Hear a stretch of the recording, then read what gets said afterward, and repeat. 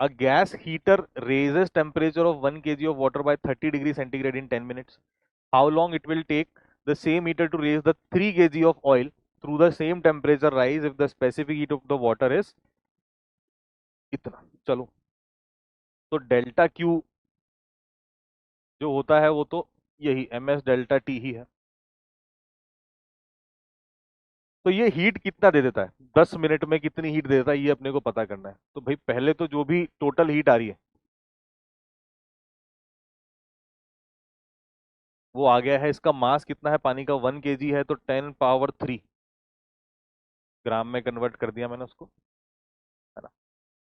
और specific heat होती है पानी की 1, और टेम्परेचर डिफरेंस कितना, 30 डिग्री से बढ़ा देना.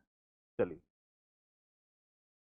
तो ये तो कितनी कैलोरी वो अपने को चाहिए, 30 × 10 पावर 3 कैलोरी चाहिए, और 10 मिनट में इतनी आनी चाहिए, है ना. ये 10 मिनट की कैलोरीज है भाई.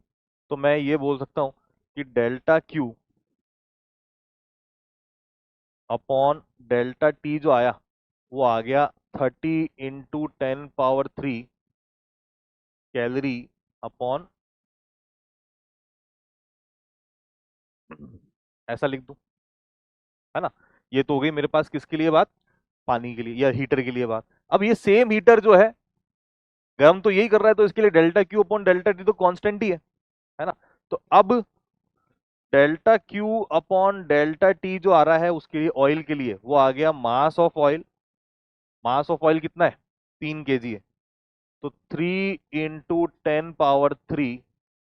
स्पेसिफिक हीट के बारे में कुछ बोला, specific heat of water is twice that of oil, यानी कि इसकी स्पेसिफिक हीट है 1/2.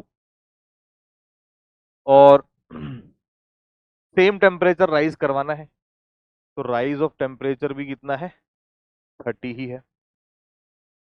तो ms डेल्टा टी, और डेल्टा टी मेरे को नहीं पता इसका कितना है, और वो और ये बराबर होना चाहिए क्योंकि सेम ही हीटर गर्म कर रहा है. तो रेट ऑफ हीट फ्लो तो सेम है, 30 × 10 पावर 3 अपॉन 10. तो ये यहाँ से डेल्टा टी अपने पास आ जाएगा. कैलकुलेशन भी कुछ टफ नहीं लग रही, आसान सी दिखती है, देख लेते हैं.